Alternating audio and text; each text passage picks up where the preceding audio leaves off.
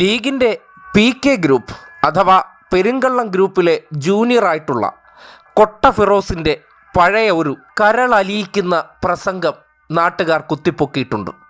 സ്വാഭാവികമായിട്ട് പൊക്കുമല്ലോ. നിലവിലതിനെ AI ക്യാമറയെ കൊട്ട വച്ച് പൊതിഞ്ഞു വയ്ക്കും പോലെ ഫിറോസ് പൊതിഞ്ഞു വച്ചിരുന്നതാണ്, അല്ലെങ്കിൽ മൂടി വച്ചിരുന്നതാണ്. പക്ഷേ നിർഭാഗ്യവശാൽ നാട്ടുകാർ കുത്തിപ്പൊക്കി. വാളയാറിലെ പിഴച്ച തള്ളയെ കെട്ടിപ്പിടിച്ച് ചേർത്ത് നിർത്തി സഹതാപം വാരി വിതറിയ ആ പ്രസംഗം.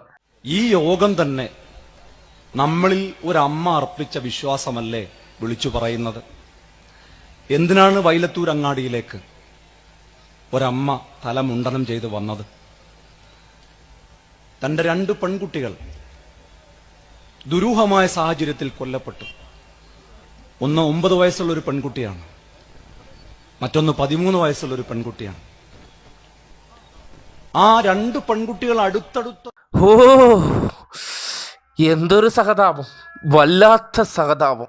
മുന്നിലിരുന്ന മൂരിക്കുട്ടികളുടെ കണ്ണ് നിറഞ്ഞൊഴുകിയ സഹതാപമായിരുന്നു അത്. ഏത് സ്വന്തം മക്കളെ പീഡനത്തിന് എറിഞ്ഞുകൊടുത്ത തള്ളയ്ക്ക് വേണ്ടിയായിരുന്നു ഈ വികാരം പൊട്ടിയൊലിച്ചത്.